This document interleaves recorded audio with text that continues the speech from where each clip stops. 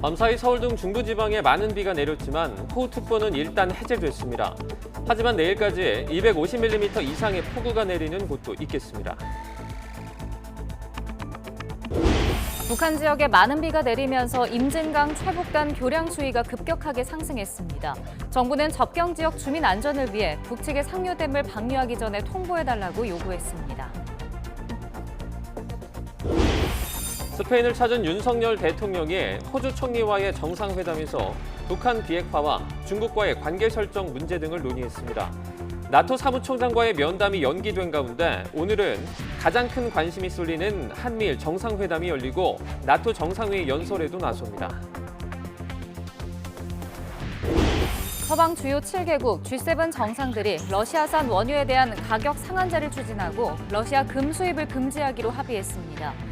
또 중국을 향해 러시아가 우크라이나에서 철군하도록 촉구해야 한다고 압박했습니다. 실종된 조윤아 양 가족의 차량이 전남 완도군 송곡항 앞바다에서 발견됐습니다. 경찰은 차 안에 시신이 있을 가능성이 큰 것으로 보고 오늘 인양에 나설 계획입니다. 수감 중 병원에서 치료 중인 이명박 전 대통령이 3개월 형 집행정지 결정으로 일시 석방됐습니다. 2달 뒤 광복절 특사 명단에 포함될지 관심이 쏠리고 있습니다. 민주당이 소속 의원 전원 명의로 7월 임시국회 소집을 요구했습니다. 사실상 국회의장단 단독 선출 수순을 밟으며 압박하고 나서자 국민의힘은 입법 독재 신호탄이라며 반발했습니다. 오늘이 내년 최저임금 심의 법정 시한일이지만 노동자 측과 사용자 측은 이견을 좁히지 못하고 있습니다. 최저임금 10,000원대 진입 여부를 놓고 양측의 줄다리기는 막판까지 이어질 전망입니다. 시청자 여러분 안녕하십니까? 6월 29일 수요일 굿모닝 YTN 2부 시작합니다. 밤사이 중부지방에 비가 집중적으로 내렸습니다. 예상보다는 적었던 강우량에 한강수에 직접적인 영향을 미치는 팔당댐 수문은 현재 닫힌 상태입니다. 현장 취재기자 연결해 보겠습니다. 김혜린 기자. 네, 팔당댐 앞에 나와 있습니다. 네, 비가 계속해서 내리는 것 같은데요. 현장의 상황은 어떻습니까? 네, 이곳 팔당댐 근처는 지금도 약한 비가 계속되고 있습니다. 하지만 새벽 5시를 기점으로 호우특보는 모두 해제됐고 팔당댐 15개 수문도 모두 닫힌 상태입니다. 한국수력원자력 측은 예상보다 적은 강수량에 수문을 따로 열지 않고 모두 발전에 사용하고 있다고 설명했습니다. 지난 23일 의암댐과 청평댐, 팔당댐이 올해 처음으로 수문을 열었습니다. 25일 아침을 기점으로 방류량은 다시 0톤을 유지하고 있는데요. 팔당댐은 한강 홍수 조절의 보루로 초당 4,000톤이 넘는 물이 방류되면 서울 잠수교 보행이 통제됩니다. 한강 홍수 통제소는 현재로서는 한강 수위가 위험 수준은 아니라고 밝혔습니다. 서울 주요 도로의 통제 가능성이 있는 구간도 아직은 없다고 설명했습니다. 다만 내일까지 수도권과 강원 내륙 산지에 최고 300mm 비 예보가 있고 오늘 밤부터 다시 강하고 많은 비가 올 예정이라 비 피해가 예상됩니다. 또 밤사이 내린 비로 지반이 약해져 축대 붕괴나 산사태 피해도 주의하셔야겠습니다. 지금까지 팔당댐 앞에서 YTN 김혜린입니다.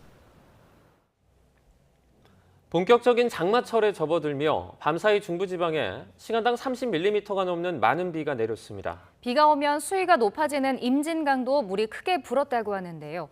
북한의 방류 상황과도 얽혀 있어서 각별한 주의가 필요한 곳입니다. 현장에 나가 있는 취재기자 연결해 보겠습니다. 강민경 기자.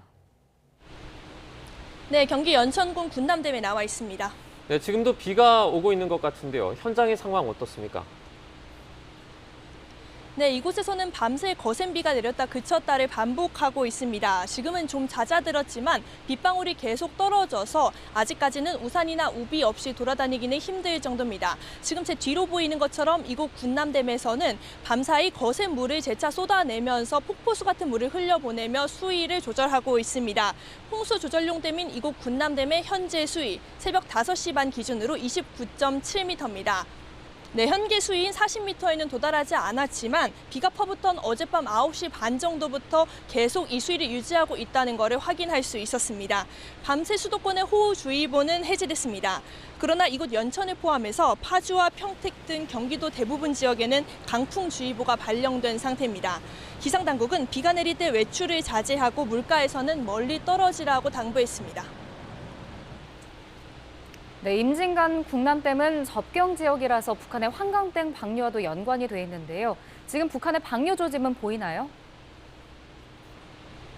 네, 그렇습니다. 북한이 상류에 있는 환강댐의 수문을 열면 60km밖에 떨어지지 않은 이곳 군남댐의 수위는 급격하게 높아집니다. 그런 만큼 북한이 무단으로 방류를 결정하면 접경 지역 인근 주민들이 황급히 대피해야 하는 상황이 발생하곤 하는데요. 다행히 아직까지는 북한이 수문을 열지 않은 걸로 보입니다. 그렇다고 안심할 수는 없습니다. 어젯밤 북한 쪽의 강수위가 빠르게 올라갔기 때문입니다. 임진강 최북단인 필승교 수위는 어젯밤 8시쯤 6m를 넘었고 오늘 새벽 5시 반 기준으로도 5.8m로 비슷합니다. 위기 대응 관심 단계 수위인 7.5m까지 불과 1.5m 남았습니다. 군남댐은 일단 초당 3,260톤의 물을 쏟아내면서 수위를 조절하고 있습니다. 한편 어제 우리 정부는 북한 환강댐을 방류할 경우 사전에 통지해달라고 요구한 상태입니다. 그러나 남북 간 통신 연결이 안 돼서 북한이 요구를 들어줄 가능성은 높지 않아 보입니다. 일단은 오늘 북한 환강댐의 방류 상황, 여기서 촉각을 곤두세우고 감시해야 할 것 같습니다. 지금까지 경기 연천군 군남댐에서 YTN 강민경입니다. 오늘도 전국 곳곳에 장맛비가 이어지겠습니다. 중부지방에는 내일까지 250mm가 넘는 호우가 예상돼 주의가 필요한데요. 기상캐스터 연결해서 자세한 날씨 알아보겠습니다. 신미림 캐스터. 네, 상암동 야외 스튜디오에 나와 있습니다. 네, 지금 장맛비 상황은 어떤가요?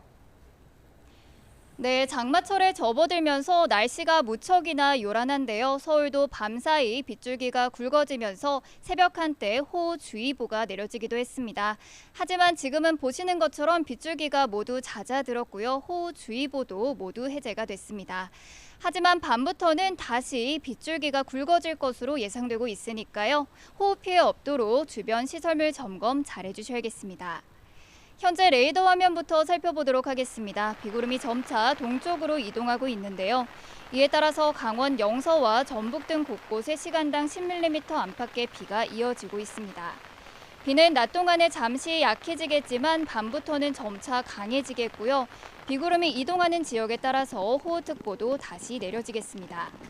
한편 많은 비가 내리면서 산사태 위험도 커지고 있습니다. 수도권과 강원도에는 산사태 위기 경보 주의 단계가 발령 중인 만큼 산사태가 우려되는 지역에서는 안전한 곳으로 대피하셔야겠습니다. 일단 내일까지 수도권과 강원도의 많은 곳은 250mm 이상, 전북 북부와 경북 북부에도 100mm가 넘는 폭우가 쏟아지겠고요. 이후 장마 전선은 남북을 오르내리면서 금요일까지 많은 비를 뿌릴 전망입니다. 현재 해안가에는 강풍주의보가 내려진 가운데 오늘 오전까지는 바람도 강하게 불 것으로 보이니까요. 해안가 안전사고에도 주의하셔야겠습니다. 지금까지 서울 상암동에서 YTN 신미림입니다.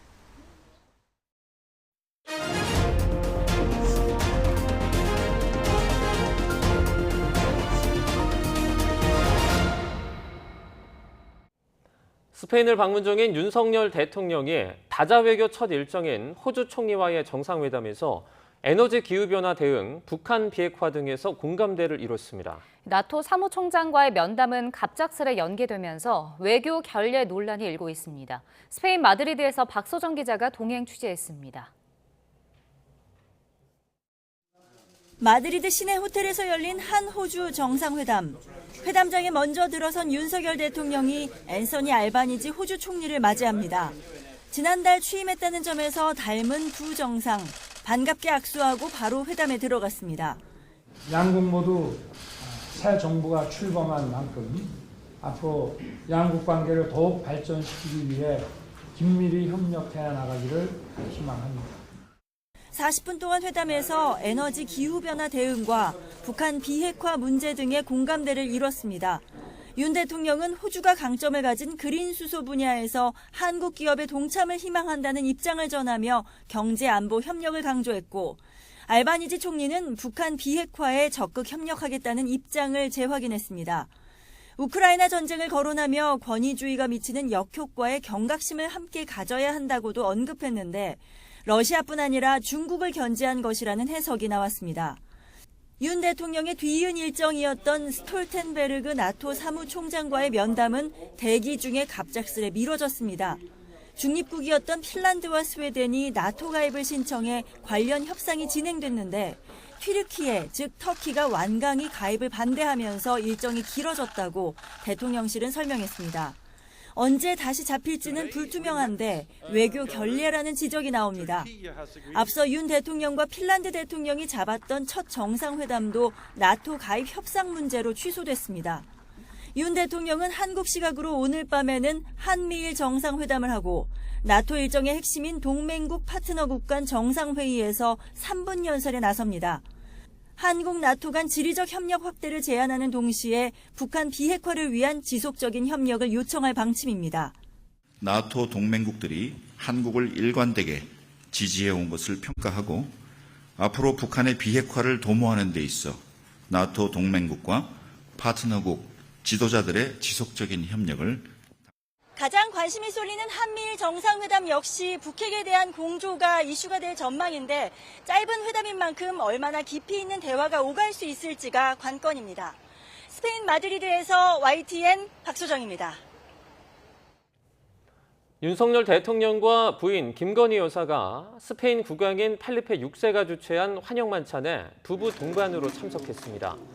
나토 회의에 참석하는 대부분의 정상이 자리한 오늘 만찬에서 윤 대통령 부부는 가장 마지막 순서로 입장을 해 국왕 부부와 반갑게 인사했습니다.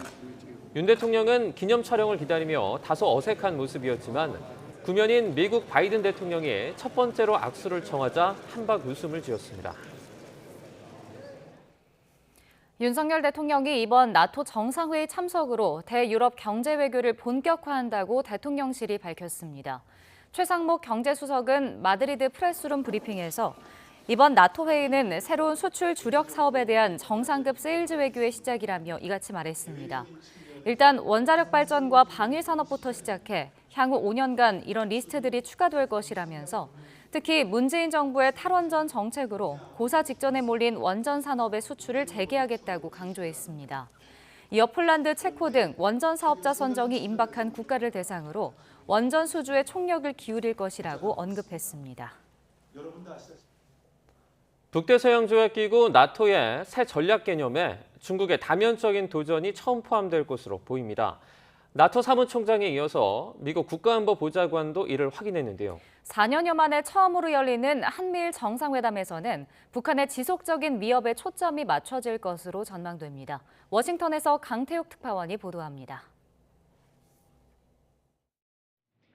제이크 설리번 보좌관은 이번에 열리는 나토 정상회의가 향후 수년간 동맹이 추구할 전략적 방향을 설정하는 자리라고 설명했습니다.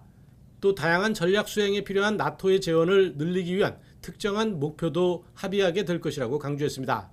특히 새 전략 개념에는 12년 전 채택된 문서에는 없었던 중국에 대한 언급이 직접 들어갈 것이라고 확인했습니다. It will speak very directly and in a clear-eyed way to the multifaceted challenge posed by the People's Republic of China. 설리번 보좌관은 우크라이나 전쟁을 일으킨 러시아에 대해서도 새롭게 기술될 것이라고 설명했습니다.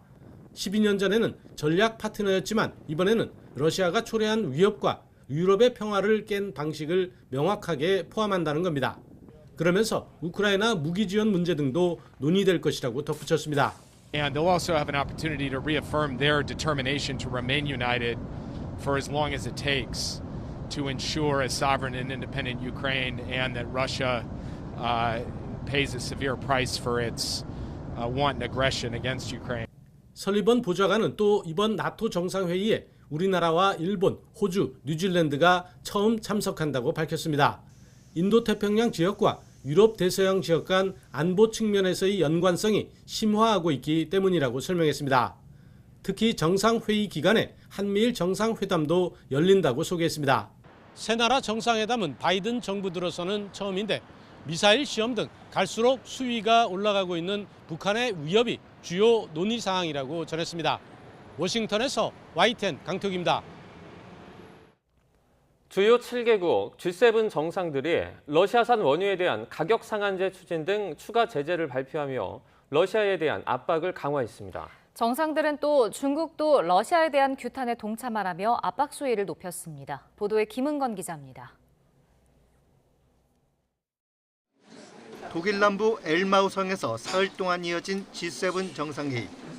전날 젤렌스키 대통령과 화상회의를 한 뒤 약 38조 원을 지원하기로 한 정상들은 우크라이나와의 확고한 연대를 거듭 다짐했습니다.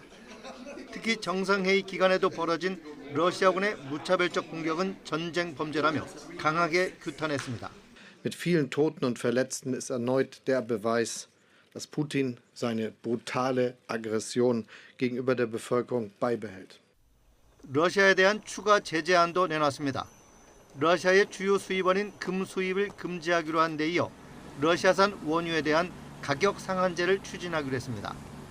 러시아가 에너지 가격 급등으로 인한 이익을 보지 못하도록 하면서 국제 에너지 시장의 안정을 꾀하겠다는 겁니다. Ce mécanisme n'existe pas aujourd'hui. Donc la réflexion a commencé. Est-ce que j'y suis favorable? Oui, je trouve c'est une très bonne idée. 반면 러시아는 원유나 천연가스는 국영기업인 가스프롬과 협상할 사안이라고 일축했습니다. 또 우크라이나의 항공만이 공격을 멈추게 할 수 있다며 서방의 무기 지원은 전쟁이 더 길어지게 할 뿐이라고 반발했습니다. Больше будут накачивать Украину оружием, тем дольше продлится этот конфликт, тем дольше продлится агония. G7 정상들은 중국에 대한 압박도 강화했습니다. 러시아가 우크라이나 병력을 철수하도록 중국도 목소리를 낼 것을 촉구하고 남중국해에서의 해양 영토 확장 시도와 티베트와 신장, 홍콩의 인권 상황에도 깊은 우려를 나타냈습니다. 또 북한에 대해선 이딴 탄도미사일 시험 발사를 강력히 규탄하면서 완전한 비핵화를 위한 대화에 나서라고 촉구했습니다. YTN 김은걸입니다. 실종된 조윤아 양 일가족의 승용차가 해안에서 80m 떨어진 바닷속에서 발견됐습니다. 경찰은 해경의 도움을 받아 오늘 오전부터 차량 인양에 나설 계획입니다. 나연호 기자입니다. 잠수부가 바닷속을 다니며 실종된 조윤아 양 가족이 탔던 차량 흔적을 찾습니다. 오후 3시 20분쯤 해안 5m 앞 바닷속을 수색하던 잠수부가 차량 부품을 건져 올렸고 얼마 지나지 않아 윤아 양 가족이 타고 다니던 아우디 차량이 발견됐습니다. 실종자가 운행하는 차량이 은평수사나 방파제로 침입한 게 발견되어서 저희가 잠수부를 동원해서 수색한 결과 아크릴로 보이는 그 부품이 발견돼서 집중 수색을 한 결과 이렇게 발견이 된 겁니다. 실종된 차량이 확인된 곳은 해안에서 무려 80m나 떨어진 깊이 10m 바닷속이었습니다. 차량은 뒤집힌 채로 트렁크가 열려 있었지만 사람이 타는 문 4개는 굳게 닫혀 있었습니다. 차량 내부 썬팅이 워낙 진해서 안에 사람이 있는지는 확인하지 못했습니다. 빛이 안 돌아서 내부 아무리 짙은 스프레시를 비춰봐도 내부를 확인할 수 없기 때문에 문이 닫혀져 있기 때문에 그 사체는 안에 있는 것으로 이렇게 추정을 하고 있습니다. 경찰은 우선 트렁크에 실려 있던 여행 가방을 인양해 가족의 옷가지가 들어있는 것을 확인했습니다. 경찰은 차량이 유실되지 않도록 그물을 덮어놓고 해경과 공조해 인양 작업을 할 예정입니다. YTN 나연호입니다. 남매가 함께 탄 차량이 바다에 빠져 여동생만 숨진 동백항 추락 사건과 관련해 검찰이 오빠의 동거녀를 재판에 넘겼습니다. 검찰은 보험금을 노린 살인사건으로 보고 남매의 아버지가 숨진 사건도 계속 수사하고 있습니다. 한동호 기자입니다. 119 구조대원들이 축 늘어진 여성을 물 밖으로 끌어올립니다. 40대 남매가 탄 차량이 바다에 빠져 뇌종양을 앓던 여동생만 숨진 이른바 동백항 추락 사건입니다. 여동생은 6억 5천만 원 상당의 자동차 사망보험에 가입한 상태였습니다. 사건 당시 홀로 빠져나온 오빠는 살인 혐의로 청구된 구속영장 실질심사에 불출석한 이튿날 숨진 채 발견됐습니다. 검찰이 사건 발생 50여일 만에 오빠의 동거녀 A씨를 재판에 넘겼습니다. 보험금을 노린 살인사건의 공범이라는 이유입니다. A씨는 지난 4월 미수에 그친 첫 고의 추락 사건에서 범행 뒤 동거남을 태워오려고 다른 차량을 운전해 남매를 뒤따라간 것으로 조사됐습니다. 10여일 뒤 A씨는 동거남과 함께 다시 범행을 시도했고 결국 여동생은 동백항에서 숨을 걸었습니다. A씨는 피해자의 기존 자동차 보험을 자신의 차량으로 옮기는 등 살인과 자동차 매몰 과정에 깊숙이 개입한 것으로 드러났습니다. 검찰은 CCTV와 통화 내역 등 객관적 증거를 바탕으로 범죄의 계획성과 살해의 고의를 명확히 했다고 설명했습니다. 또 지난해 7월 차량이 강에 추락해 남매의 아버지가 숨진 사건도 진상규명을 위해 검경이 긴밀히 협력하겠다고 덧붙였습니다. YTN 한동우입니다. 횡령과 뇌물 등 혐의로 징역 17년형을 확정받아 복역 중인 이명박 전 대통령이 형 집행정지로 풀려났습니다. 건강 상태가 고려돼 석 달 동안만 일시 석방된 건데 광복절 특별 사면 가능성에 무게가 실리고 있습니다. 김다연 기자가 보도합니다. 뇌물과 횡령죄로 안양교도소에 복역 중인 이명박 전 대통령이 형 집행정지로 풀려났습니다. 허가 결정을 내린 수원지검은 이 전 대통령이 수용 생활을 계속할 경우 건강이 극도로 나빠질 염려가 있다는 심의 결과를 반영했다고 설명했습니다. 형 집행이 정지되는 기간은 석 달로 외부 병원 등에서 치료를 받게 됩니다. 형 집행정지 소식이 전해지자 이 전 대통령 변호인은 나이와 건강 상태를 고려하면 늦었지만 다행이라고 생각한다는 짤막한 입장을 전했습니다. 형 집행은 정지됐지만 이 전 대통령이 풀려나는 모습은 공개되지 않았습니다. 지난주부터 이미 서울대병원에 입원해 있던 상태입니다. 이 전 대통령은 자동차 부품업체 다스의 자금 수백억을 횡령하고 삼성에서 거액의 뇌물을 받은 혐의로 재작년 10월 징역 17년과 벌금 130억 원을 확정받았습니다. 그동안 당뇨 등 지병 치료를 이유로 외부 병원을 들락날락하며 건강 악화를 호소해 왔는데 형 집행정지를 신청한 건 이번이 처음이 아닙니다. 재작년 12월에도 고령의 코로나19에 걸리면 건강에 중대한 위협이 될 수 있다고 주장했지만 당시엔 받아들여지지 않았습니다. 하지만 이번 형 집행정지 결정을 계기로 광복절 특별 사면 가능성에 무게가 실리고 있습니다.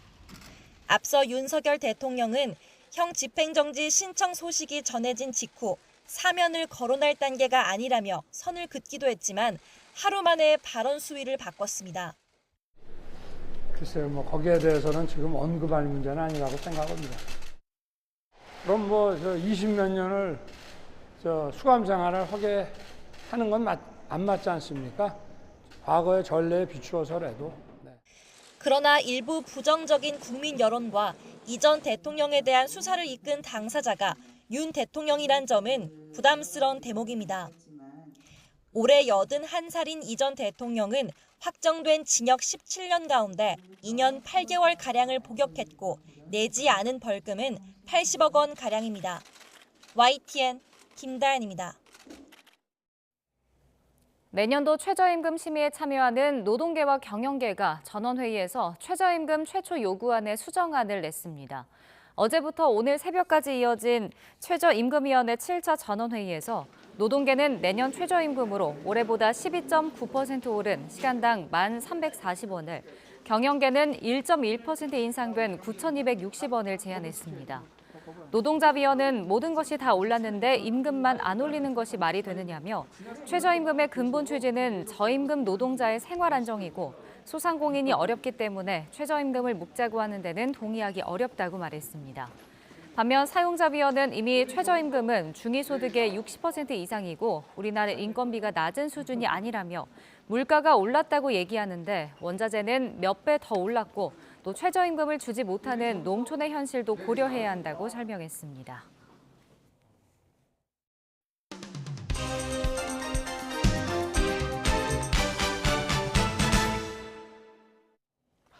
6월 29일 수요일입니다. 오늘 아침 신문은 어떤 소식을 다뤘는지 짚어보겠습니다. 이현웅 아나운서가 주요 내용 정리해왔습니다.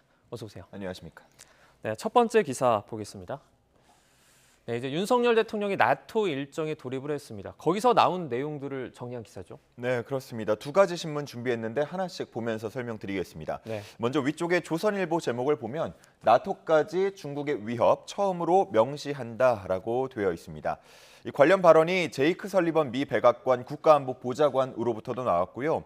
또 옌스 스톨텐베르그 나토 사무총장으로부터도 나왔습니다. 네. 이 둘의 발언 모두 다 공통적으로 중국이 가하는 위협에 대해서 이제 본격적으로 다룰 것이다 이렇게 얘기를 하고 있었습니다. 나토까지 중국을 위협으로 인정하고 견제할 전략을 짤 것으로 전망이 되면서 미국을 중심으로 한 경제 안보 등에서 대중 포위망을 구축할 거라고 본 건데 네. 한편 경향신문은 조금 다른 내용을 싣고 있었습니다. 일단 중국에 앞서서 러시아에 대한 관계 설정부터 수정할 것이라고 봤는데요. 기존의 전략적 파트너라고 표현이 되어 있던 것을 네. 이번 정상회의를 통해서 직접적 위협으로 정의할 가능성이 높다고 봤습니다. 중국과 관련해서는 앞서 본 조선일보와는 조금 다른 느낌으로 전망을 썼는데 네. 중국에 대한 규정을 두고 아직 회원국 간 의견 조율이 다 되지 않았다고 본 겁니다. 미국이나 영국 같은 나라들은 중국을 위협으로 보고 강한 표현이 필요하다는 입장을 밝혔지만 프랑스나 독일 같은 경제적으로 중국과 비교적 밀접한 국가들은 보다 신중하게 접근해야 한다는 목소리를 내고 있다고 합니다. 네. 그렇기 때문에 중국에 대해서 직접적 위협이 아닌 구조적 도전이라는 표현선에서 정리가 될 거라는 전망 싣고 있었습니다. 네. 우리에게도 이제 중국과의 어떤 관계 설정이 상당히 중요해지는 그런 시점인 것 같습니다. 맞습니다. 다음 기사 보겠습니다. 네, 이명박 전 대통령 관련 소식인데요. 형 집행 정지가 받아들여졌죠. 예, 그렇습니다. 건강 상태를 이유로 3개월간 석방이 허용이 됐습니다. 네. 그동안 수감 중에도 입원과 퇴원을 반복했고 또 지난주부터는 서울대병원에서 입원 치료를 받고 있는 것으로 알려졌습니다. 이제 교도소 짐을 정리하고 병원에서 당분간 치료를 받을 것으로 보이는데요. 네. 이렇게 형 집행이 정지가 되면서 자연스럽게 사면론이 다시 떠오르고 있습니다. 건강 상태가 좋지 않았다는 점을 이번에 어떻게 보면 인정을 받은 셈인데 즉 수영 생활을 지속하기 어렵다는 점을 인정받았다고 본다면서 8.15 특사에 포함되지 않겠냐는 전망이 나오고 있는 겁니다. 네. 하지만 기사에서는 여전히 반대 목소리도 크고 또 윤석열 정부가 내세우고 있는 공정의 가치를 훼손할 수 있다는 점에서 신중론도 함께 나오고 있다고 이야기를 실었습니다. 또 늘 나오던 얘기긴 한데요. 국민 통합 측면에서 김경수 전 경남지사도 함께 특사에 포함하자 이런 주장도 나오고 있다고 했습니다. 네, 다음 기사 보겠습니다. 네, 어제 이제 그 검찰의 중간 간부 인사가 진행이 됐습니다. 자, 제목을 보면 윤사단 최대 물갈이가 됐다라는 표현이 눈에 띄네요. 네, 그렇습니다. 이번에도 윤석열 사단, 이른바 윤라인이 대거 요직에 발탁됐다는 평가가 나오고 있습니다. 네. 특히 문재인 정부 청와대 블랙리스트 의혹, 또 대장동 수사 등을 담당하고 있는 서울중앙지검 반부패 1, 2, 3부장에 모두 윤석열 라인 특수통이 배치됐다는 점에서 전 정권 수사에 속도가 붙을 것이라는 전망도 함께 나오고 있습니다. 네. 한편 고발 사주 혐의로 재판을 받고 있는 손준성 대구고검 인권보호관은 서울고검 부장으로 이동을 했는데 경향신문에서는 이게 수평 이동 형식을 취한 거긴 하지만 사실상은 승진 인사라는 반응이 많다고 썼습니다. 이번 인사는 총 712명에 대해서 이루어졌는데요. 이게 역대 최대 규모라고 하고요. 네. 이 규모도 규모지만 무엇보다 검찰총장이 공석인 상황에서 이렇게 일선 부장급까지 인사를 단행하는 건 유례 없는 이례적인 일이라고 합니다. 네. 그 때문에 한 법학전문대학원 교수는 지금 시급한 건 중간 간부급 인사가 아니라 검찰총장의 인선인데 앞뒤가 바뀌었다는 평가를 하기도 했습니다. 네. 이제 다음 기사는 안타까운 내용입니다. 저희가 매일 전해드리고 있는데요. 조윤아 양 일가족 실종 사건입니다. 차량이 바닷속에서 발견이 됐다죠. 네, 그렇습니다. 조윤아 양 아버지의 휴대전화 신호가 마지막으로 잡힌 곳 인근인 송곡 선착장 부근에서 발견이 됐는데 네. 먼저 오후 3시 20분쯤에 해당 차량의 것으로 추정되는 범퍼 일부분이 발견이 되면서 수색에 속도가 붙었습니다. 그리고 한 2시간 정도 지나서 오후 5시를 넘은 시각 차량이 발견이 됐고요. 번호판을 확인한 결과 실종 가족 차량과 일치하는 모습이었습니다. 네. 장소는 방파제에서 한 80m 정도 떨어진 곳이었다고 하는데요. 경찰은 바다에 추락한 차량이 조류에 쓸려서 좀 떠내려갔을 것으로 보고 있었습니다. 이 소식 들은 분들 이 차량 안에 실종 가족이 있는지 없는지에 대해서 많이 걱정하셨을 것 같은데 일단 차량 그 유리에 햇빛 차단 필름이 좀 짙게 붙어 있다고 합니다. 그래서 내부에 사람이 있는지 여부는 아직까지는 확인되지 않았다고 하고요. 네. 경찰은 일단 유실물이 발생하지 않도록 차량 전체에 그물망을 씌운 것으로 전해지고 있습니다. 해경과 함께 인양 방법을 논의했다고 하는데 이르면 오늘 오전 지금 10시로 얘기가 나오고 있는데요. 인양이 될 것으로 보입니다. 네, 저희가 인양 과정도 좀 지켜보도록 하겠습니다. 네. 다음 기사입니다. 네, 현재 경제 상황이 좋지 않은데요. 이 오르고 있는 금리 때문에 서민들의 부담이 더 커지고 있습니다. 현재 당정대가 대출 금리를 내리라고 계속해서 압박하고 있는 모양새죠. 네, 그렇습니다. 앞서서 윤석열 대통령 또 이복현 금융감독원장이 은행의 예대 금리 차에 대해서 우려를 나타낸 바 있습니다. 네. 또 어제는 그에 이어서 여당이 목소리를 냈는데요.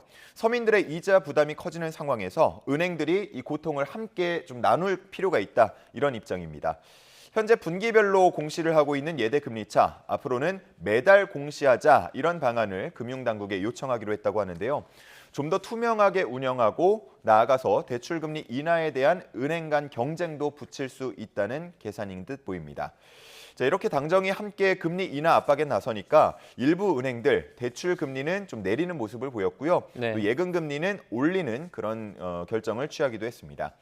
한편 금융권 관계자 사이에서는 대출 금리를 기계적으로 내리기만 한다면 고금리가 적용되는 저신용자에 대한 대출은 줄어들 수밖에 없다면서 우려를 나타내고 있기도 했습니다.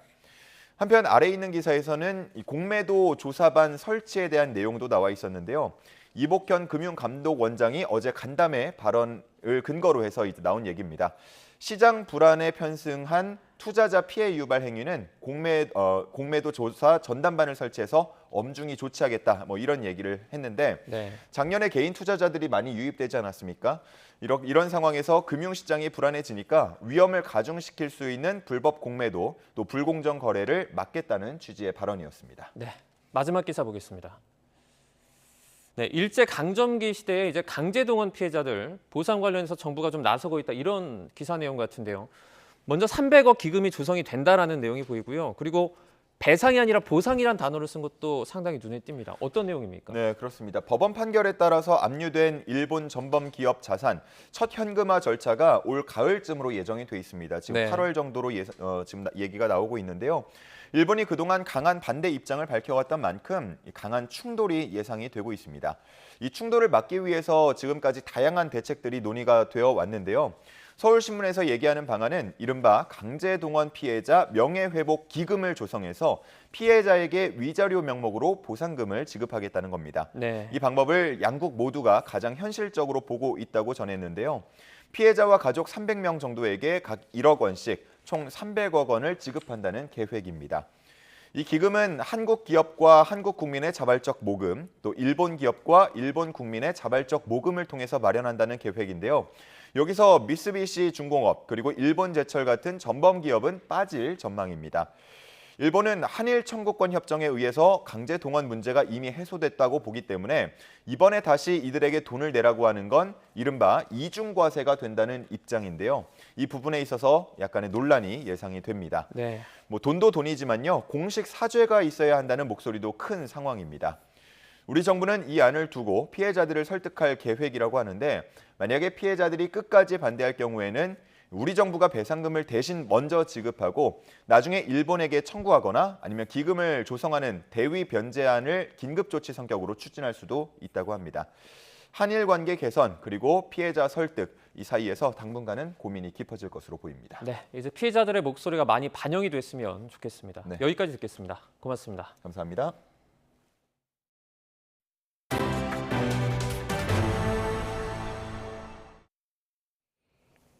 더불어민주당이 어제 오후 국회 의사과에 7월 임시국회 소집 요구서를 제출했습니다. 요구서엔 민주당 소속 의원 170명이 모두 이름을 올렸습니다. 민주당이 임시국회 소집 요구서를 제출하면서 국회법상 사흘 뒤인 오는 7월 1일부터 회기가 시작돼 본회의 소집이 가능해졌습니다. 민주당은 국민의힘이 원구성에 협조하지 않을 경우 본회의를 열어 후반기 의장단을 단독으로 선출하는 방안도 검토하고 있습니다. 국민의힘 권성동 원내대표가 더불어민주당의 단독 선출을 통해 뽑힌 국회의장의 권위를 절대 인정할 수 없을 것이라고 밝혔습니다. 권 원내대표는 필리핀 신임 대통령 취임식 특사단 자격으로 출국하기 전에 기자들과 만나 국회의장도 여야가 합의한 상태에서 선출돼야 정당성이 부여된다며 이같이 말했습니다. 이어 민주당이 후반기 국회의장 후보로 내정한 김진표 의원을 향해 정말 독단적 국회 소집에 의한 선출을 바라는 것이냐며 이에 대한 입장을 밝히라고 촉구했습니다. 네, 밤사이 내린 비가 소강 상태에 접어들었습니다. 예상보다는 적은 강수량의 한강 수위에 직접적인 영향을 미치는 팔당댐 수문은 현재 닫힌 상태인데요. 이 현장 취재 기자 연결해서 알아보겠습니다. 김혜린 기자.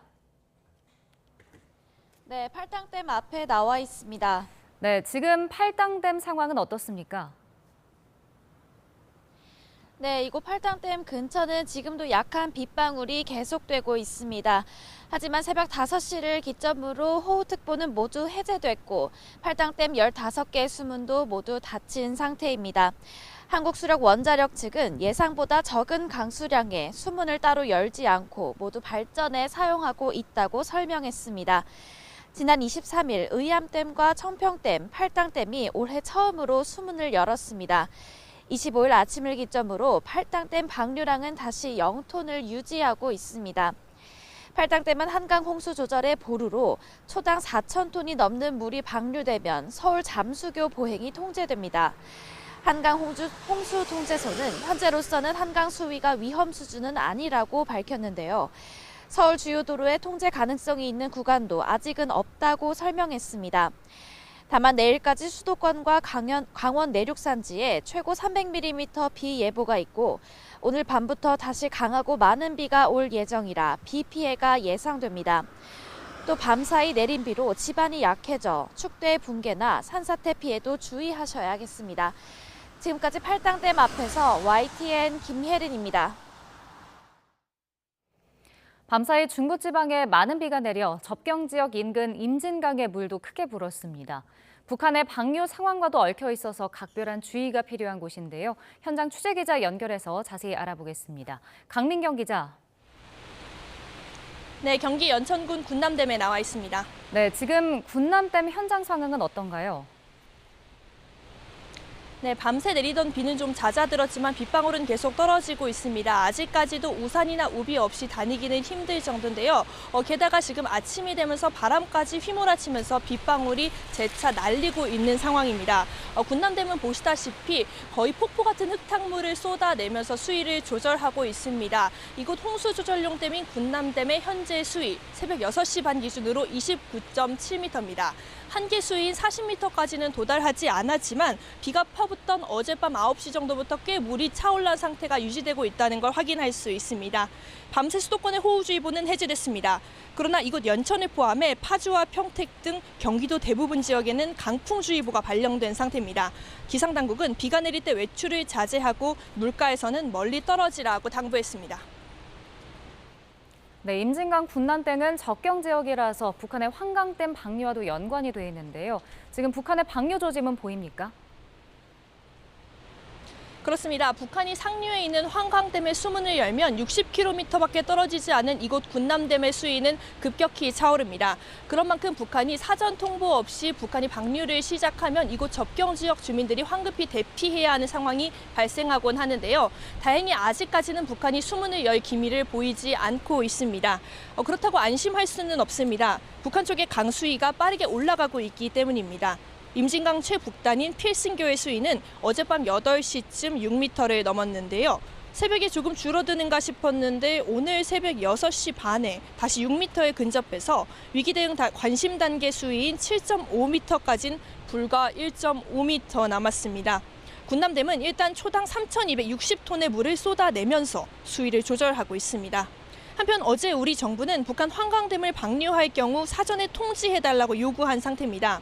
그러나 남북 간 통신 연결이 안 돼서 북한이 요구를 들어줄 가능성은 지금까지는 높지 않아 보입니다. 일단은 오늘 북한 환강댐의 방류 상황을 여기서 촉각을 곤두세우고 감시해야 할 것 같습니다. 지금까지 경기 연천군 군남댐에서 YTN 강민경입니다. 오늘도 전국 곳곳에 장맛비가 이어지겠습니다. 현재 비구름이 점차 동쪽으로 조금씩 이동하면서 서울 등 수도권의 빗줄기는 잦아들었지만 충청과 전북에는 시간당 20mm 안팎의 강한 비가 집중되고 있는데요. 앞으로 비구름이 이동하는 지역에 따라서 호우특보도 점차 확대되겠고요. 오전까지는 바람까지 강하게 불겠습니다. 한편 많은 비가 내리면서 산사태 위험도 커지고 있습니다. 수도권과 강원도에는 산사태 위기 경보, 주의 단계가 발령 중인 만큼 산사태가 우려되는 지역에서는 안전한 곳으로 미리미리 대피하셔야겠습니다. 일단 내일까지 수도권과 강원도의 많은 곳은 250mm 이상, 전북 북부와 경북 북부에도 100mm가 넘는 폭우가 쏟아지겠습니다. 이후 장마전선은 남북을 오르내리며 금요일까지 많은 비를 뿌릴 전망입니다. 지금까지 날씨 정보였습니다.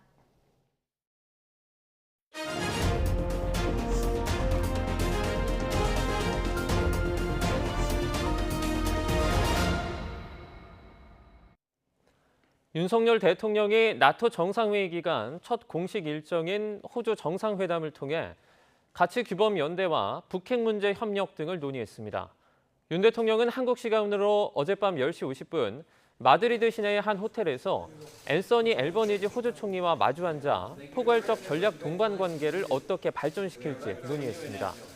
대통령실은 한 호주 정상회담 이후 민주주의와 인권, 시장 경제 등 두 나라 가치 규범의 연대를 확인했고 북한 비핵화와 한반도 평화 정책에 호주가 적극 협력할 것을 재확인했다고 설명했습니다.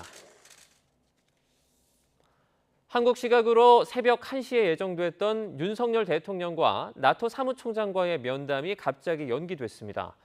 대통령실은 나토 사무총장과 핀란드, 스웨덴, 튀르키예의 사자회담이 예상보다 길어져 윤 대통령의 면담이 연기됐다고 설명했습니다.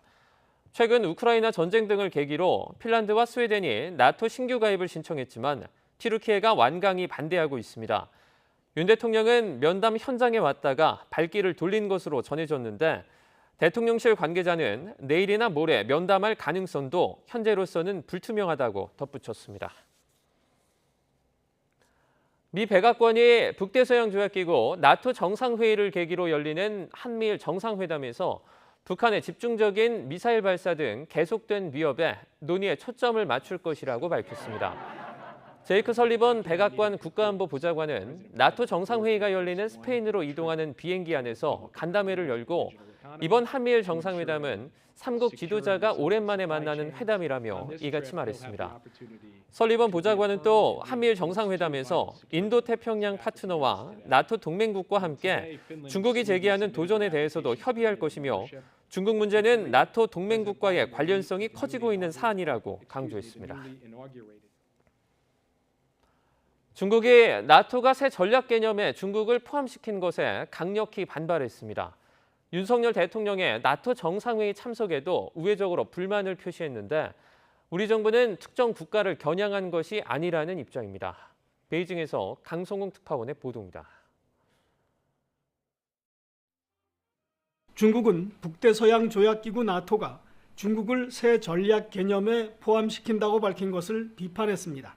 나토가 미국의 패권 유지를 위해 동원되고 있다며 새 전략 개념을 포기하라고 요구했습니다. 北约立即停止散播针对中方的不实之词和挑衅言论。北约应该做的是放弃冷战思维。 중국은 관변 매체를 동원해 나토 정상회의에 한국과 일본 등이 참석하는 것에도 불만을 표시했습니다. 특히 윤석열 대통령이 나토 정상회의에 참석함으로써 한중 관계가 약화될 것이라고 주장했습니다. 한반도의 평화와 안정에 부정적 영향을 줄 것이라며 은근히 압박하기도 했습니다. 우리 외교부는 윤 대통령의 나토 정상회의 참석이 특정 국가를 겨냥한 것이 아니라는 입장입니다. 대신 민주주의와 인권 등의 가치를 공유하는 국가들과 협력을 논의하는 자리라는 점을 강조했습니다. 나토 정상회의 참석은 특정 국가나 지역을 배제하기 위한 것이거나 또는 반대하기 위한 목적이 결코 아닙니다. 우리 정부는 한중 간 공동 관심사에 대해 수시로 소통하며 이해를 증진시키고 있다고 설명했습니다. 중국이 나토의 확장에 분명한 반대를 표시한 만큼 이 나토와의 협력 문제는 앞으로도 한중 간에 더 소통이 필요할 것으로 보입니다. 베이징에서 YTN 강성웅입니다.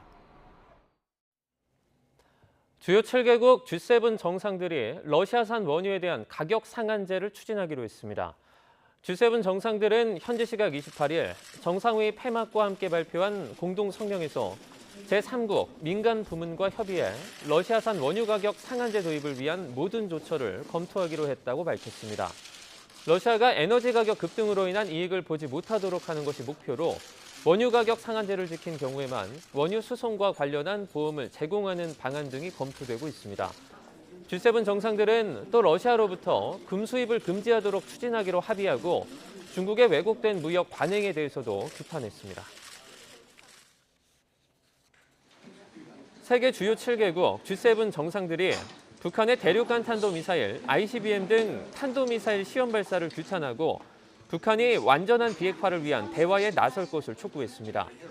G7 정상들은 현지 시각 28일 독일 바이에른주 엘마우성에서 정상회의를 마치고 발표한 공동 성명에서 북한의 지속적이고 불법적인 탄도미사일 시험 발사를 강력히 규탄한다고 밝혔습니다. 이어 북한이 유엔 안전보장이사회의 결의에 부합하게 불법적인 대량 살상 무기와 탄도미사일 프로그램을 완전하고 검증 가능하며 불가역적으로 포기해야 한다고 강조했습니다. G7 정상들은 북한이 외교적 해결에 나서 완전한 비핵화를 위한 대화를 재개할 것을 촉구했습니다. 실종된 조윤아 가족의 차량이 어제 오후 전남 완도군 신지도 앞바다에서 발견됐습니다. 경찰은 어제 오후 5시 12분쯤 완도군 신지도 송곡 선착장 인근 방파제에서 80m쯤 떨어진 깊이 10m 바닷속에서 아우디 차량을 발견했다고 밝혔습니다. 이 차량의 번호판은 조양 가족이 이용했던 차량의 번호판과 같은 것으로 확인됐습니다. 차 안에 사람이 타고 있는지는 잠수요원의 시야가 확보되지 않아 확인하지 못했습니다. 경찰과 해경은 크레인 등 장비를 갖춘 선박이 오늘 도착하면 인양 준비에 들어갈 수 있다고 설명했습니다. 한 달 가까이 행방이 묘연했던 조윤아 양 가족의 행적도 조금씩 밝혀지고 있습니다. YTN이 추가로 확보한 CCTV 영상을 보면 이들 가족은 분리수거까지 꼼꼼히 한 뒤에 숙소를 떠난 것으로 나타났습니다. 보도에 오선열 기자입니다. 한밤에 조윤아 양의 어머니가 축 늘어진 윤아 양을 업고 펜션을 나섭니다. 아버지는 휴대전화와 무언가가 담긴 봉투를 들고 있습니다. 애초에 들고 온 짐이 없어 의문을 일으켰습니다. 하지만 YTN이 추가로 확보한 영상을 보면 윤아 양 어머니가 미리 여행용 가방을 승용차에 싣는 것을 확인할 수 있습니다. 무슨 일인지 모르겠지만 갑자기 입퇴실을 하거든요.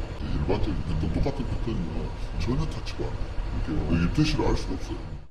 펜션을 떠나기 30분 전 검은 옷차림을 한 윤아 양 어머니가 숙소 문을 열고 다시 나옵니다. 손에는 방에서 나온 쓰레기가 들려 있습니다. 윤아 양 어머니는 2차례에 걸쳐 분리수거까지 꼼꼼히 마친 뒤 숙소를 떠납니다. 귀가가 아닌 다시는 돌아오지 않을 무엇인가 행선지를 향하는 결심 이런 것들을 시사하게 돼서 경찰은 윤아 양 가족의 통신과 금융계좌 기록을 받아 분석하는 등 그동안의 행적을 조사하고 있습니다. 윤아 양 가족은 행방이 묘연했던 지난달 28일에도 완도 인근 펜션에서 묵었던 것으로 확인됐습니다. 경찰은 지난해 7월 이후 윤아 양 부모 모두 일정한 수입이 없어 생활고에 시달렸을 것으로 보고 가상화폐 투자 실패 여부 등을 파악하고 있습니다. YTN 오순열입니다. 부산 동백항에서 40대 남매가 탄 차량이 바다에 빠져 여동생이 숨진 사건과 관련해 검찰이 오빠의 동거녀를 구속 상태로 재판에 넘겼습니다. 부산지방검찰청 동부지청은 어제 42살 A씨를 살인과 보험사기 방지법 위반, 자살방조 미수 등 혐의로 구속 기소했습니다. A씨는 지난 4월 부산 강서구 둔치 인근에서 동거남인 B씨와 함께 B씨 여동생이 가입한 자동차 사망보험금 6억 5천만 원 등을 받으려고 B씨 남매가 탄 차량을 고의로 바다에 빠지게 한 혐의를 받습니다.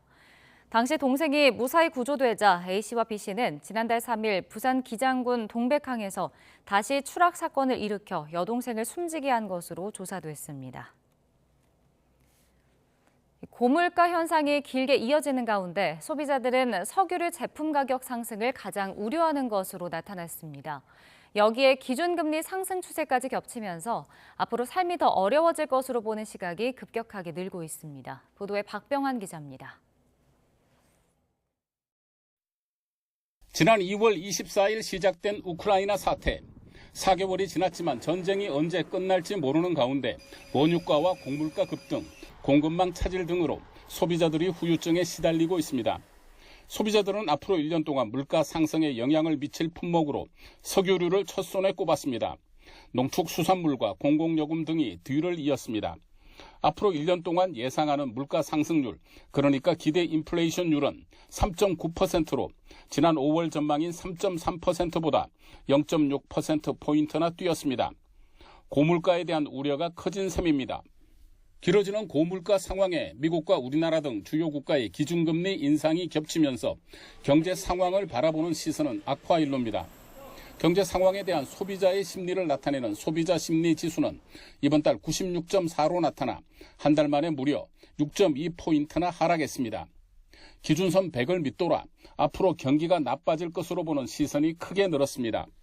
우크라이나 사태의 장기화, 중국의 성장 둔화, 주요국 금리 인상, 물가 상승세의 지속 등의 영향을 받아 생활 형편 및 경기 관련 지수가 모두 하락하며 전월 대비 6.2포인트 하락하였습니다.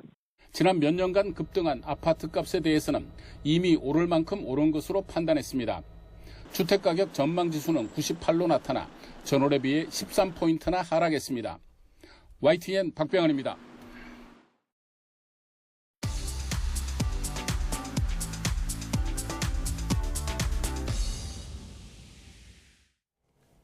경제 소식을 빠르게 전달해 드립니다. 네, 오늘 굿모닝 경제는 이인철 참 좋은 경제연구소장과 함께하겠습니다. 어서 오십시오. 어서 오세요. 네, 밤사이 해외 증시 상황부터 살펴보도록 하겠습니다. 뉴욕장이 이제 장 초반에는 전부 상승세를 좀 보이다가 시간이 가면서 고꾸라졌거든요. 특히 뭐 나스닥은 낙폭도 상당히 컸는데 어떻게 보셨습니까? 그렇습니다. 어제 아시아, 유럽 증시까지 좋았습니다. 근데 이제 뉴욕 증시는 경제 지표에 발목이 잡히고 있습니다. 네. 뉴욕 증시는 사실은 본격적인 약세 국면에 진입을 했죠. 네. 근데 지난주 극적으로 4주 만에 기술적 반등에 성공을 했는데 이번 주 월요일, 화요일 이틀째 내리고 있습니다. 말씀하셨던 것처럼 뉴욕 증시 개장 초 분위기는 나쁘지 않았어요. 호재도 있었습니다. 네. 은행들 배당 늘리겠다. 중국 봉쇄 소식이 좀 완화되고 있죠. 뭐 베이징, 상하이 4개월여 만에 확진자 제로입니다. 이런 소식으로 혼조세로 출발을 했지만 역시 미국의 경기 지표, 이 소비자들의 이제 경기 전망을 나타내는 소비자 신뢰 지수가 기준치 100을 밑돌았고요. 특히나 기대 인플레이션율, 앞으로 미래 소비자들의 기대 심리는 기준선 100인데 66까지 떨어졌어요. 네. 자, 이러다 보니까 지금 나스닥 지수는 3% 가까이 빠졌는데 뉴욕 지시 전문가들이 이구동성으로 아직 바닥이 아니다라는 겁니다. 네. JP 모건은 일단 물론 물가 지표 이런 게 다 중요해 보이지만 2분기 기업들의 실적 눈높이가 낮아지고 있다라는 점을 주목하고 있습니다. 네. 특히 가장 중요한 거는 과연 연준이 7월 26, 27 있을 FMC 회의에서 기준금리 자이언트 스텝 3단계 갈 거냐, 이 가능성 여전히 조금은 하락했는데 80% 넘게 반영을 하고 있습니다. 네. 유럽 증시는 좋았습니다. 경기 둔화 우려가 다소 완화됐는데요. 중국발 호재로 인해서 이렇게 되면 중국이 관련 규제 완화하게 되면 좀 이 글로벌 공급망 경색이 좀 완화될 것이다라는 기대감에 1% 내외로 올랐고 네. 국제유가가 불안해요. 국제유가가 오늘 서부 텍사스산 중진류 8월 린도분이 $2 넘게 올라서 배럴당 111달러 돌파하고 있는데요. 네. 최근 3일 동안 $7 넘게 올랐어요. 왜냐? 바로 에콰도르, 리비아의 원유 생산이 차질 우려된다라는 소식이 악재로 작용을 했습니다. 네. 네.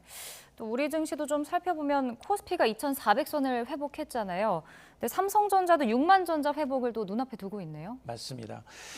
자, 일주일 전만 하더라도 2,300선 지지 여부 좀 불투명하다, 좀 우울했는데 네. 중국의 이제 적극적인 경기 부양 의지를 밝히니까 우리 증시 포함 아시아 증시가 일제히 상승세를 나타냈습니다. 2,420선까지 올라와 있는데 어제는 개인들이 3일 동안의 매도세를 접고 이제 매수세로 전환을 냈고요. 네. 그리고 하루 반짝 사들였던 외국인들 또 하루 만에 또 매도세로 돌아섰습니다. 자, 그래서 아직까지는 단기 낙폭과대에 따른 기술적 반등이다. 크게 의미를 부여하기는 좀 어려워 보이는데 네. 자, 분기 말 분기 초거든요. 월 초이기 때문에 여러 가지 중요한 지표들이 물론 많습니다. 경제 지표도 많지만 증시에서 가장 주목할 만한 건 어닝 시즌이에요. 우리나라 어닝 시즌은 삼성전자가 포문을 엽니다. 네. 다음 주에요. 다음 달 7일 발표되는 삼성전자의 2분기 실적이 이제 분기점이 될 텐데 사실 2분기 실적 전망은 나쁘지는 않은데 하반기 전망에 사람들이 초점을 맞추고 있거든요. 하반기 전망은 쏙 좋지가 않아요. 네. 메모리 반도체, 디램 가격 하락 가능성이 점쳐지고 있기 때문에 아마 이제 실적 장세에 따른 옥석 가리기가 좀 나타날 가능성이 있습니다. 네, 이 국내 증시 관련해서 공매도 얘기도 하나만 짚어보고 넘어가겠습니다. 이 논의가 지금 슬금슬금 나오고 있습니다. 지난 5월에 재개된 이후에 계속해서 그 공매도 거래량이 계속해서 늘어나고 있는데 6월 기준이죠. 24일까지만 집계가 됐습니다. 하루 평균의 거래액이 5천억 정도 되는데 이게 외국인이 79%고요. 개인은 2%에 불과합니다. 너무 기울어진 운동작이라는 지적이 좀 나오고 있는데요. 어떻게 보십니까? 맞습니다. 일단 비중이 대부분이 이제 외국인들, 자금력이 탄탄한 외국인과 기관 비중이 압도적으로 많고요. 네. 개인 비중은 1% 남짓이에요. 그래서 이 기울어진 운동장 어떻게 좀 정상화할 거냐가 관건인데 네. 그렇다고 해서 이걸 폐지하게 되면 우리는 영영 우리 금융시장은 MSCI 선진지수에 편입될 수가 없습니다. 네. 이번에 관찰 대상에도 포함되지 않은 이유가 외국인의 시장 접근성이 낮다는 거예요. 공매도는 주식 하락에 베팅하는 거예요. 외국인들이 비중이 높아지고 있다. 아하, 외국인들은 앞으로 한국 증시가 더 빠질 것이다를 염두에 두고 베팅을 하고 있다는 겁니다. 네. 그런데 이걸 폐쇄하게 되면 점점점 외국인의 시장 접근성이 떨어지기 때문에 이걸 폐지할 수는 없지만 그러나 지적하셨던 것처럼 과연 그러면 이 개인들도 좀 더 자유롭게 이 시장에서 방어할 수 있는 어떤 토대를 좀 마련해 줄 필요는 있습니다. 네. 자, 계속해서 최저임금 이야기도 좀 해보겠습니다. 그 법정 시한이 오늘까지인데요. 뭐 노동계랑 경영계가 이제 수정안을 제출했는데 차이가 1,080원이에요. 근데 입장차가 좁혀지지 않고 있는데 오늘 뭐 결정이 날까요? 어떨까요? 맞습니다. 오늘 이 법정 디데이이긴 맞습니다. 디데이이긴 맞는데 참 이 어려운 문제예요. 최저임금 심의는 최초안을 제시하고 그 격차를 좀 좁히는 방식으로 진행이 돼요. 네. 그래서 어제 1차 수정안이 나왔거든요. 근로자위원들은 당초 1,890원에서 1,340원 제출했어요. 네. 올해 9,160원보다 12.9%가 오른 수준입니다. 네. 월급으로 환산하면 한 216만 원 가까이 돼요. 그리고 사용자위원들 당초 동결하자. 올해 더 이상 못 올려준다 했는데 100원 올렸습니다. 네. 1.1% 오른 9,260원이에요. 갭이 1,000원 이상 벌어지고 있어요. 오늘 이거 합의점 찾을 수 있을까요? 네. 못 찾아요. 못 찾습니다. 그러면 늘 했던 것처럼 캐스팅 보트는 이 공익위원, 정부의 의견을 대변하는 공익위원이 갈 텐데 저 개인적으로 보면 12.9, 1.1 중간 지점하면 네. 10,000원 선 넘기 좀 어려워 보여요. 9,800원 내외가 될 것으로 보이는데 네. 앵커님이 예를 들어서 편의점 알바하는 동생이 있어요. 아니면 삼촌은 음식점 운영하고 있어요. 누구 편 들 겁니까? 어렵습니다. 그렇죠. 네. 이게 엄마가 좋아, 아빠가 좋아 그 문제예요. 양쪽 다 이의가 있습니다. 네. 아니 지금 시간당 일해봐야 냉면값 점심밥 안 돼. 이 말도 일리가 있고요. 네. 나 지금 사장님인데 나 치킨집 사장이야. 월급 150만 원 받는데 지금 알바생 216만 원 줘야 돼. 이것도 말이 안 돼요. 네. 그래서 지금 최저임금은 임계점에 도달했다는 겁니다. 네. 그래서 이걸 복지로 전환하는 정책이 반드시 필요하고요. 지금도 있어요. 일자리 안정기금과 그리고 근로장려세제가 있어요. 일자리 안정기금은 최저임금 때문에 고통받는 사업자님, 영세 자영업자를 돕는 제도고요. 근로장려세제는 2009년부터 시행을 하고 있는데 근로는 하고 있는데 워낙 임금이 낮은 분들을 도와주자는 취지거든요. 네. 이걸 좀 확대하는 측면으로 가야지 계속해서 매년 반복돼요. 지금까지 1988년 최저임금 심의위원회 도입되고 난 다음에 노사가 합의한 게 정말로 기분 좋게 심의내 끝난 것은 35차례 가운데 8차례에 불과합니다. 네.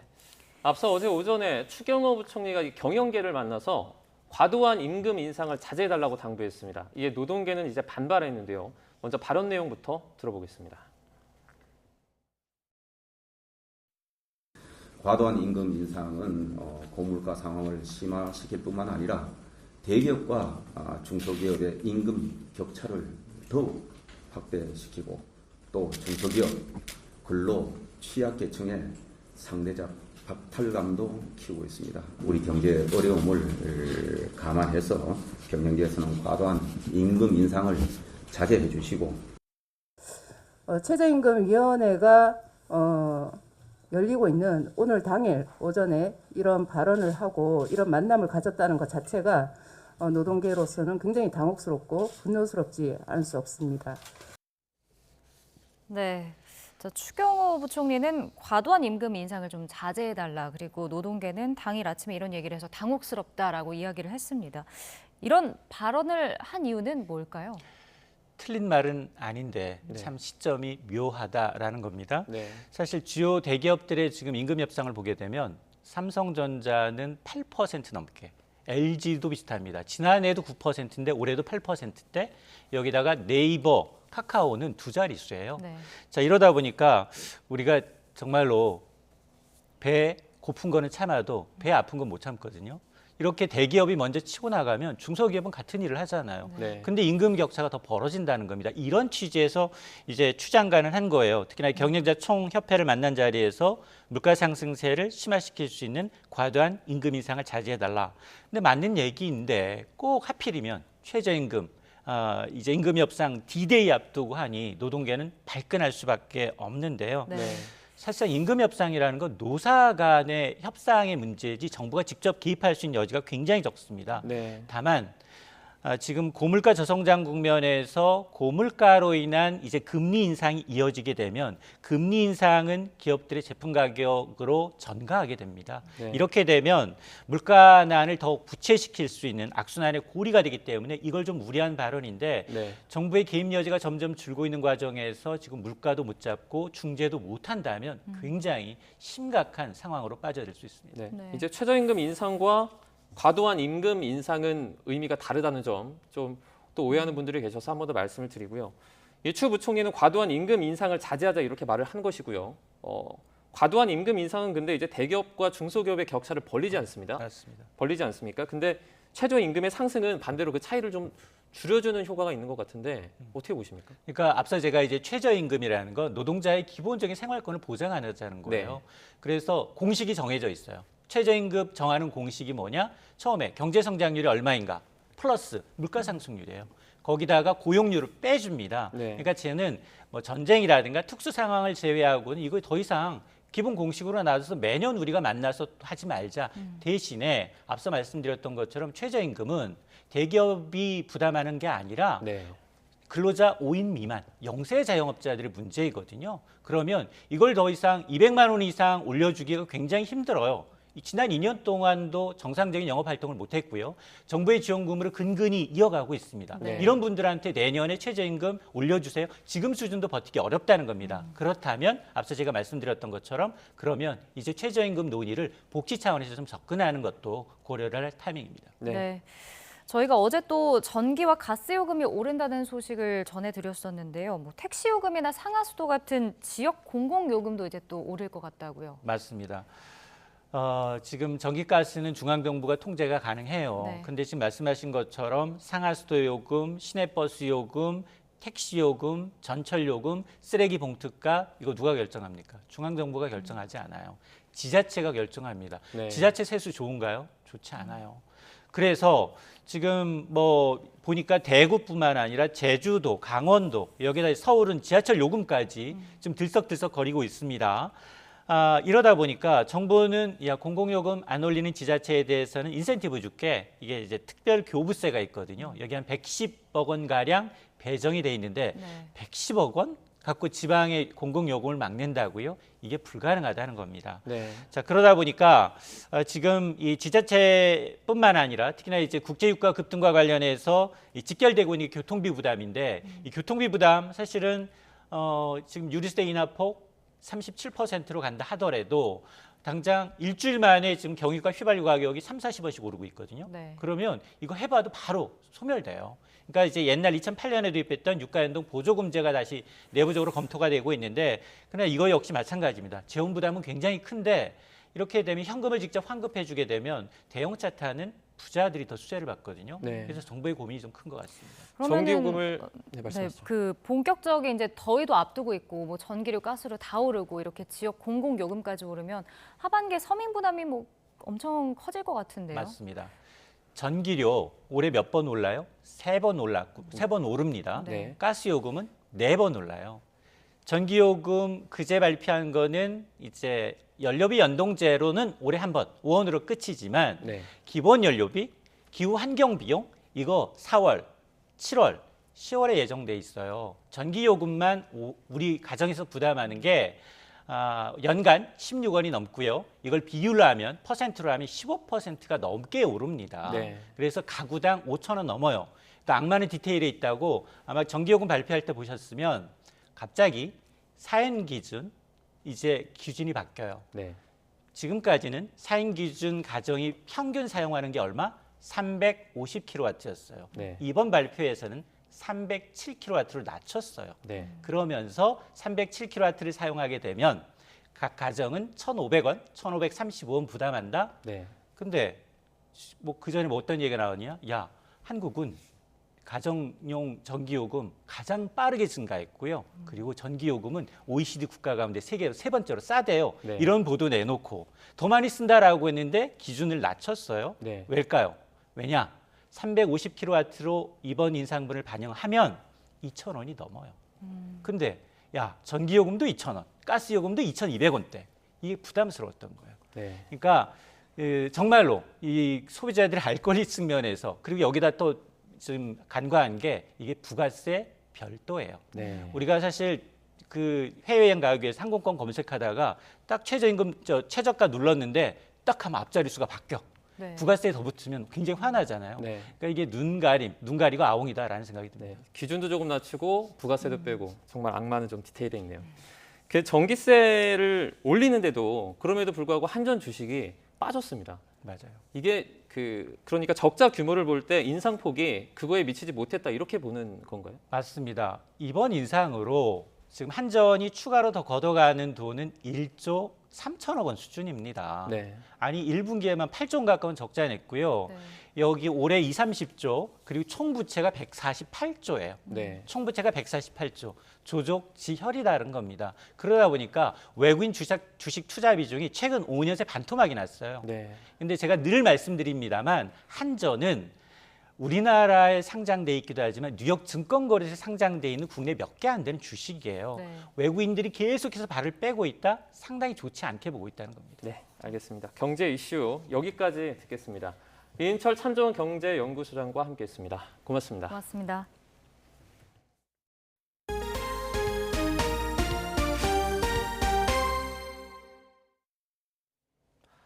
기록적인 무더위 속에 일본에서는 정부가 내놓은 절전 대책이 논란입니다.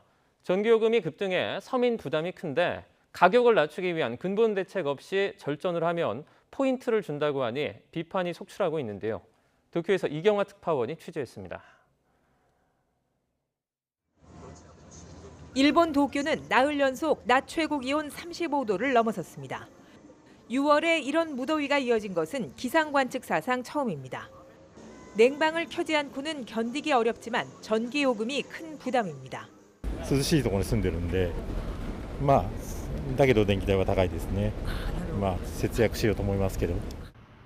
일본 주요 전력회사 10곳의 가정용 전기요금은 다음 달 4곳이 다시 가격을 올리는 등 5년 만에 최고 수준을 기록하게 됐습니다.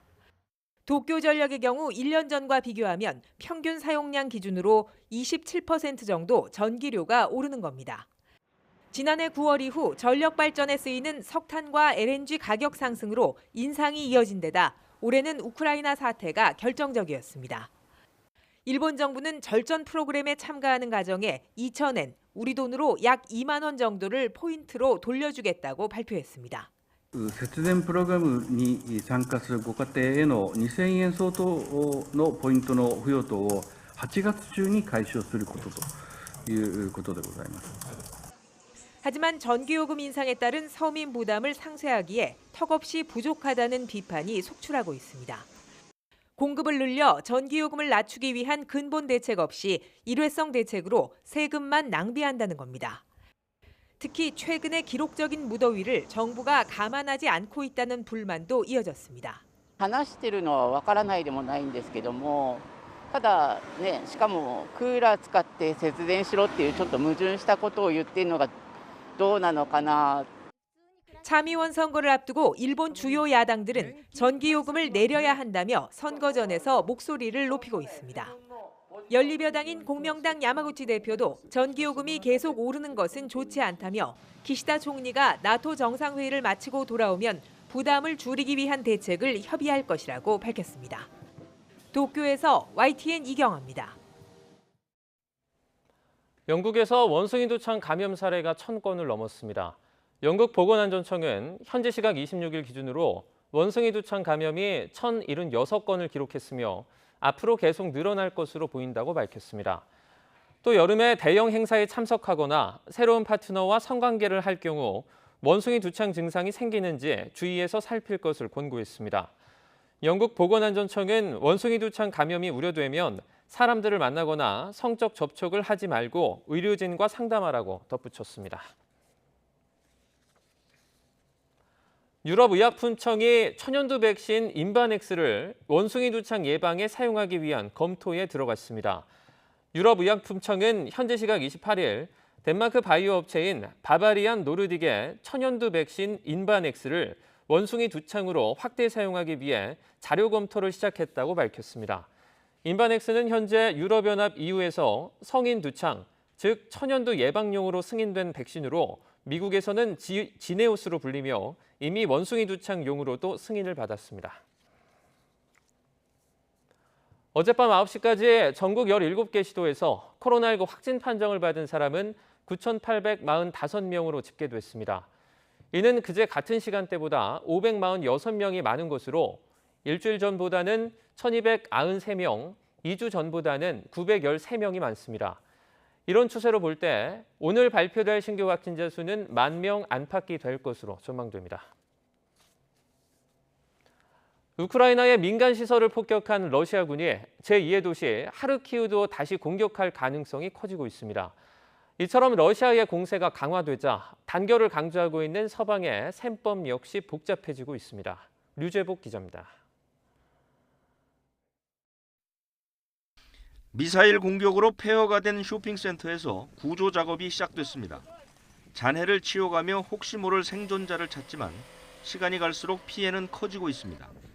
처참한 광경을 지켜보는 시민들은 당시를 회상하며 치를 떱니다. З роботи якраз дійшла до Амстора, там де горка піднімалась на горку і стався вибух. Вилетіли стекла, я упала, потім секунд 10-15 пролунало.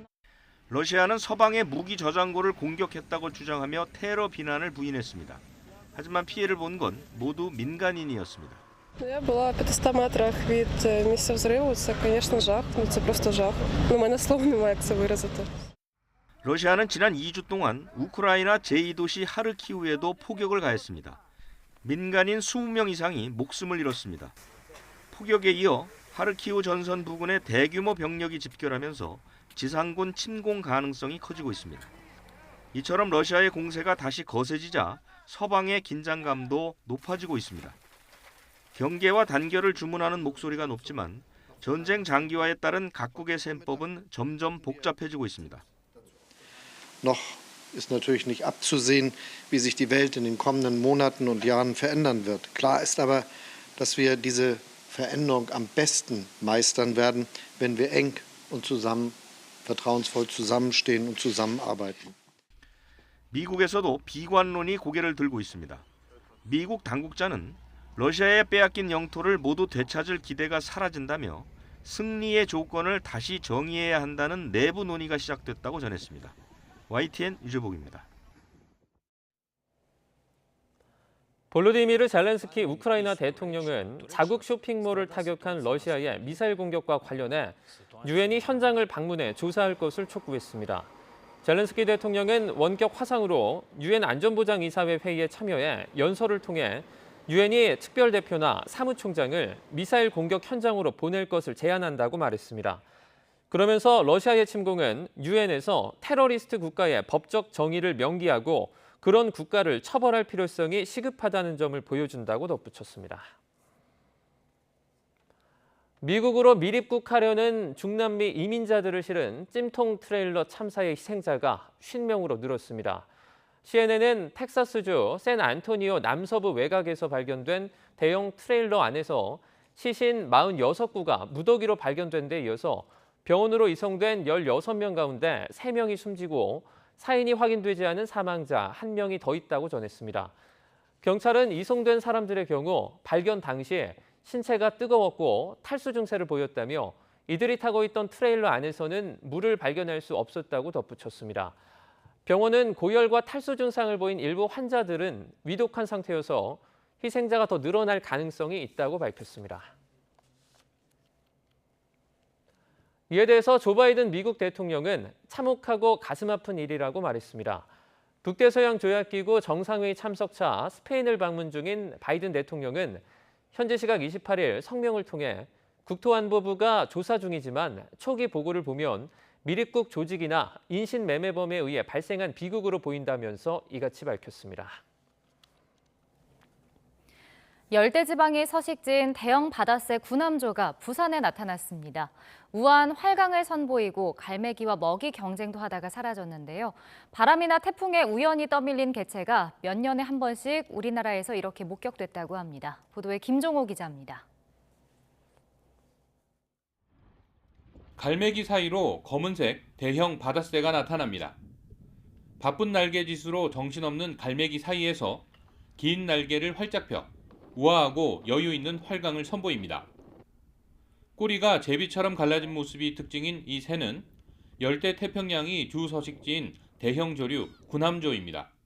갈매기보다도 한 두세 배 정도 컸고 그다음에 꽁지 깃이 제비처럼 갈라진 그 모습을 보는 순간에 이것은 구남조라 생각 못했고 다른 새다 하고 촬영을 하게 됐습니다. 구남조는 지난 25일 오전 부산 기장군 일광면 이동항 앞바다에 나타났습니다. 낚시꾼이 던져주는 생선 내장을 두고 갈매기와 신경전을 벌이기도 했습니다. 30분가량 주변을 돌며 먹이 활동을 한 구남조는 북쪽으로 향하면서 모습을 감췄습니다. 구남조는 활강이 특기여서 바다에서 쉬지 않고도 며칠을 날 수 있습니다. 지난 2011년 강릉 경포호수에서 태풍에 떠밀려 길을 잃은 개체가 포착되는 등 몇 년에 한 번 우리나라에서 목격되는 귀한 손님입니다. 어린 새 같은 경우에는 얘가 계속 바다 위를 날면서 배회하거든요. 네, 그러면서 이제 어린 새는 새로운 데를 찾아가야 되는 그런 게 있기 때문에 길을 잃고 가끔 우리나라 오기도 하고.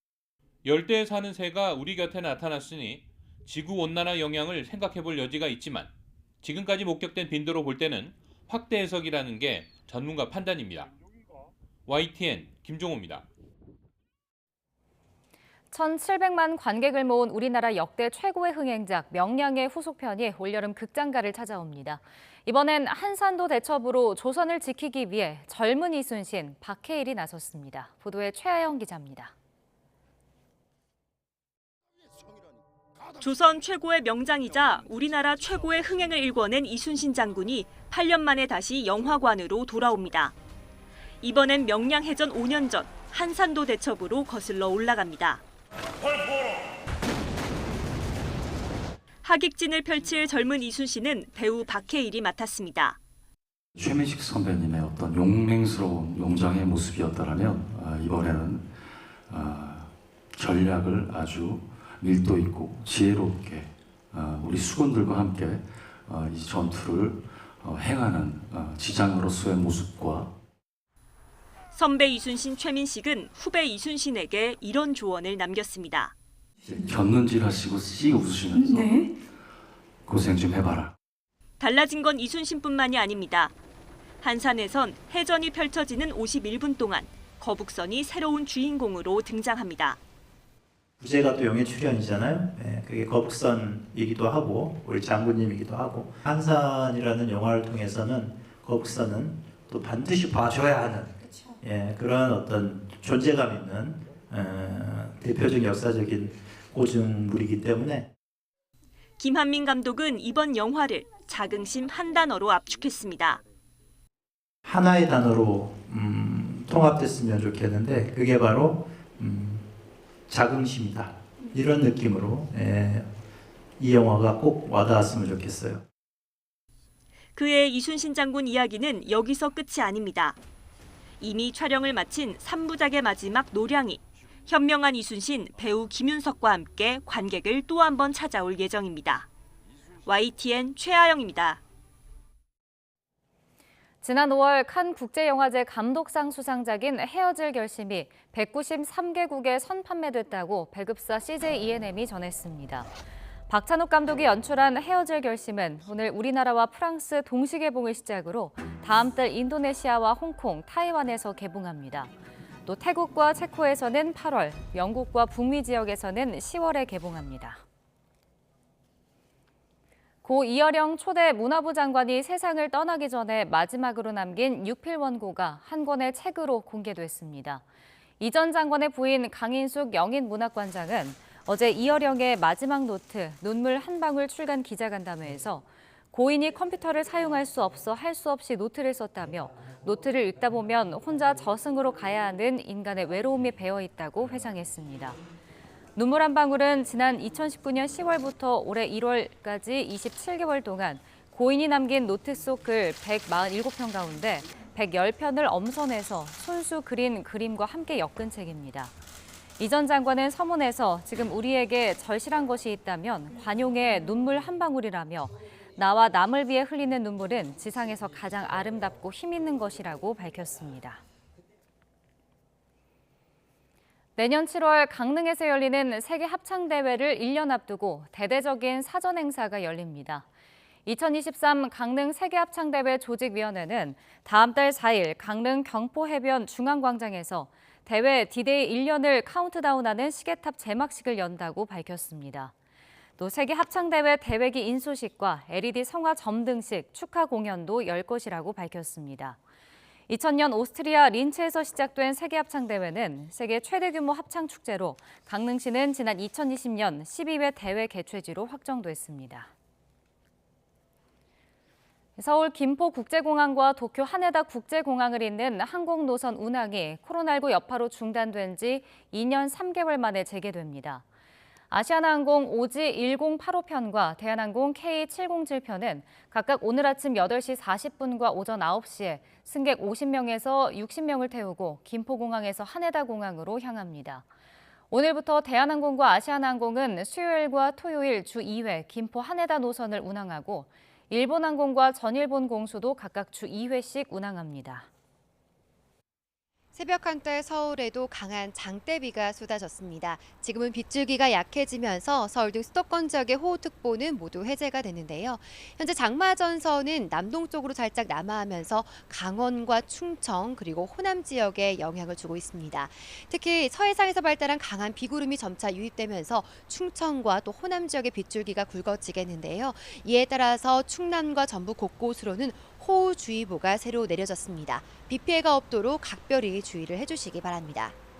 내일까지 전국 곳곳으로 장맛비가 이어지는 가운데 수도권과 강원도 많은 곳에는 250mm 이상, 그 밖에 중서부에는 50에서 150mm의 폭우가 내리겠고요. 전북 북부와 경북 북부에도 100mm가 넘는 큰 비가 내리겠습니다. 비의 양도 많지만 이번 비는 오늘 밤이 고비가 될 것으로 보입니다. 오늘 밤 사이 장마전선이 강하게 발달하면서 중부지방을 중심으로 시간당 30에서 50mm의 국지성 호우가 쏟아지겠는데요. 따라서 밤 사이 중부지방을 중심으로는 호우특보가 다시 내려지는 곳이 있겠습니다. 또한 바람도 강하게 불겠습니다. 수도권과 해안가에는 강풍주의보가 발효 중인 가운데 초속 20m 안팎의 강풍이 불고 있습니다. 비바람 피해가 없도록 계속해서 경계를 기울여 주시기 바랍니다. 중북부 지역은 금요일인 모레까지 장맛비가 이어지겠고요. 주말에는 비가 잠시 주춤할 전망입니다. 강하고 많은 비가 내리면서 산사태 위험도 커지고 있습니다. 수도권과 강원 지역에는 산사태 위기경보 주의 단계가 발령 중인데요. 산사태가 우려되는 지역에서는 미리 안전한 지역으로 대피해 주시기 바랍니다. 지금까지 상암동 야외 스튜디오에서 YTN 홍나신입니다. 수요일 아침 굿모닝 YTN은 여기까지입니다. 잠시 후 뉴스라이더가 방송됩니다. 시청해주신 여러분 고맙습니다.